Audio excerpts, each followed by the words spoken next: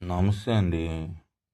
నేను ఈ మధ్యన ఈ పిల్లలు ఇన్‌స్టాగ్రామ్‌లో పెట్టేవి చూస్తున్నాను. అయితే ఎక్కువ మంది పిల్లలు తమ పెద్దవాళ్ళని, తర్వాత పెద్ద పెద్ద రాజకీయ నాయకుల్ని, తర్వాత టీచర్స్‌ని, తర్వాత డాక్టర్స్‌ని, తర్వాత ఇలా పేరు పడిన వాళ్ళ మీద మీమ్స్ తయారు చేస్తూ ఉన్నారు. అయితే వాళ్ళకి తెలియని విషయం ఏంటంటే ఇప్పుడు అది సైబర్ క్రైమ్ కిందకు వస్తుంది.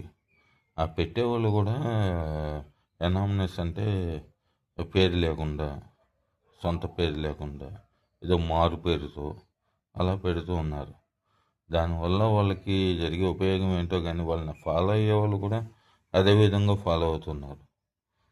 ఎప్పుడైనా సరే పెద్దవాళ్ళని గౌరవించడం నేర్చుకోవాలి, ముఖ్యంగా టీచర్స్. రాజకీయ నాయకులు కూడా అందులో మంచి వాళ్ళు ఉన్నారు లేరు అని కాదు. అయితే ఇలా మీమ్స్ పెట్టడం వల్ల ఏమవుతుందంటే ఆ అసలైన వాళ్ళకి ఏం ప్రమాదం ఉండదు. ఈ పెట్టేవాళ్ళు మీమ్స్ పెట్టే వాళ్ళకి కొంచెం ఇబ్బంది. ఎవరైనా కంప్లైంట్ ఇస్తే కనుక వాళ్ళ మీద ఇప్పుడు అది క్రైమ్ కింద వస్తుంది, సైబర్ క్రైమ్ కింద.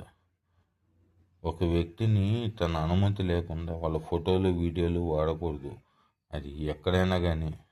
అలా కాకుండా ఈ ఎనామినస్ అంటే అసలు పేరు లేకుండా ఏదో మారు పేరు, ఇది ఇలియాస్ పేరు పెట్టి వాళ్ళు వీడియోస్ తయారు చేసి అవతల మనిషిని గాయపరిచే ఆలోచనలో ఉంటున్నారు. దానివల్ల వాళ్ళకి కలిగే ప్రయోజనం ఏంటో నాకు అర్థం కావట్లేదు. కానీ అది కరెక్ట్ కాదని నా ఉద్దేశం. ఆ విషయం తెలుసుకోవాలి. నీకు మంచి చేసిన పెద్దల్ని, గురువుల్ని, డాక్టర్లని, ఇలా ఇంజనీర్లని, ఇలా వాళ్ళ మీద మీరు మీమ్స్ తయారు చేసి పెట్టడం వల్ల, యాక్టర్స్ అయినా కానీ వాళ్ళ మీద మీమ్స్ తయారు చేసి పెట్టడం వల్ల కలిగే ప్రయోజనం ఏంటో నాకు అర్థం కాదు. అలాగే ఫాలో అయ్యే వాళ్ళు కూడా గుడ్డిగా ఫాలో అయిపోతున్నారు. అదేదో జోక్ అనుకుని ఆ జోకు వాళ్ళు ఎంజాయ్ చేస్తూ.